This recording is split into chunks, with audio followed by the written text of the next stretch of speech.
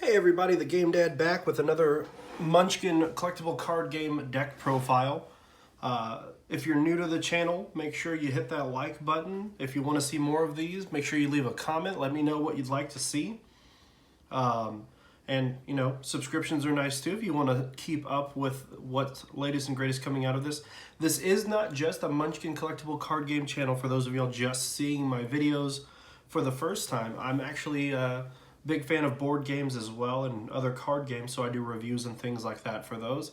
As well as some helpful hints. The reason why I'm the Game Dad is because I like to see what games I can play with my kids, see what things I can do to kind of work on a budget since I have kids.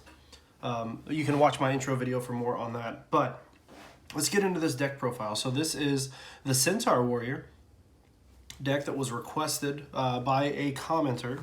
We're going to take a look here. This is our Centaur Warrior. Now this is the alternate art that was provided with the starter deck. So if you open one of these in a pack, it looks a little bit different, but this is the art that was provided by that. And if you see, the ability on that says you can zap this to deal 1 damage to target monster or hero. So this deck's going to deal with a lot of direct damage, and you'll see the cards kind of centralize around that theme. It's very different from the Bard deck that I put out a couple of days ago. So let's get into it. Starting with our mischiefs, and we're going to show a couple of things now. Unfortunately, with these, I would like to add one more to this deck. I unfortunately just don't own one more. So if you're looking to build this deck or you're looking at this later on, know that I will be putting another one of these in, substituting out something else. We'll see.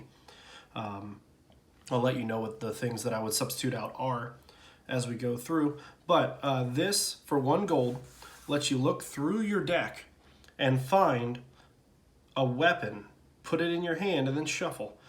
Any other collectible card game that anyone's ever played, you should know that being able to put a card in your hand from your deck is fairly strong. Doing that for just 1 resource, whether it's, you know, in this game it's gold, in other games it's mana or energy or whatever. But that's a fairly good ability to have on deck. So having 2 of those in here is good. Having 3 would be great. So I'll be looking to either purchase singles on that or open packs to try and get more. Always go to my local friendly game store, Blitzkrieg Games and Comics, sell their packs 3 for $10. It's a pretty good deal. So the next mischief in here is Crushionate, and this is kind of, again, one of those direct damage centralizing themes. And we'll talk about how it kind of works with other things as we go through here. But Crushionate will let you play it during a fight, and you take target weapon and give it +2 power or strength or whatever it's called. I think it's called power in this game. Or a monster gains 2 power. So if you're defending yourself and you want to squish a monster, it's great for that. If you're if you're attacking someone, they've got no defenses, get that last little 2 damage in. These are the alternate art cards, by the way. This is your regular art that you'll see, and these are common. Otherwise, I was lucky enough to pull 2 of the alternate arts. And then our last one here is Thwack. So being able to pull the weapons out of the deck is good. Being able to give weapons a bonus is also good. And then this actually lets you deal your weapons direct damage to any target. So you can pull a really powerful weapon out of your deck and then put it down and deal its damage directly to your opponent, to one of their monsters. It's a really great mechanic for this game. So can't say enough about how good that card is for being a common. 3 gold, and you're dealing some good damage. Next up, we're going to talk about the locations. Now, this, I only put 2 of this location in here. The location isn't super key, and if you'll notice, these are neutral cards. These are Flaming Foyers. What they do is they will allow you, at each hero's reckoning step, each hero takes 1 damage. So what that's doing is, of course it's hitting you, but every round of turns there's 2 damage being dealt out, and this deck is designed to just output more damage than your opponent can stand. So you're taking damage, but your opponent's taking damage also. Next up, we're going to look at the allies. Again, more about direct damage, and of course this is kind of tongue-in-cheek humor about one of the designers, Mr. Eric M. Lang, Eric the Jerk. It will let you, whenever an ally or a weapon, an opponent is zapped, so they're going to use it for a battle or whatever the case may be, you can zap this guy and deal 1 damage to that opponent. So, and you get to do that before anything else happens. This works as an interrupt. So take note of that. Again, this might be another one I would add an extra one in for, but honestly I think 2 is a good number for this. If you're finding yourself needing to defend yourself a little bit more, take all the damage onto your allies instead of yourself. But anywho, so let's talk about the weapons in this deck. We're going to start with our Whack-A-Mole. So the good thing about this one, again, you can play it at level 4. So you kind of get your engine built, and then you just put this bad boy down. It's really good in a fight, can squish most monsters. Also, you can zap this on your turn to deal direct damage. So it's got that smack ability. It's fairly good. It's one of those things I would say is definitely good. It is a little bit later in the game, as it doesn't happen until you're at level 4, but direct damage and hitting hard is what this deck is all about. Next is the Hydrax. This lets you build its strength up, so you put this down when you're level 2, and then every time you gain a level, so as long as this stays out, it gets an extra damage on it. Well, it gains damage equal to the number of tokens on it, and each time you gain a level, you get to basically increase the strength of this. And then, wonderful thing, putting in a final blow once this, if the game's dragging on, you're at level 6 or 7, so this is 4 or 5 damage at that point. You're able to really deal out some damage on that. Next, the Uber Blade. I do only own one of these cards.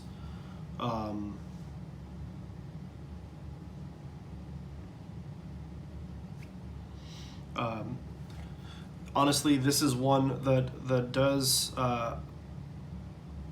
unzap itself. You take damage to do it. Sorry, you take damage to do that, but it will let you reuse it. This would probably be one of the cards I would get rid of and just add in another one of those alt-head blades. But for now, it holds a good spot. It's kind of one of those things, and luckily I can search through my deck and find it, be able to use it if I need it or not if I don't. Next up is the Pone Pole. This is one of your loots that's a trinket, and it just says whenever you squish a monster, you take a gold and deal a damage to target hero. So again, direct damage, getting more resources, fairly nice.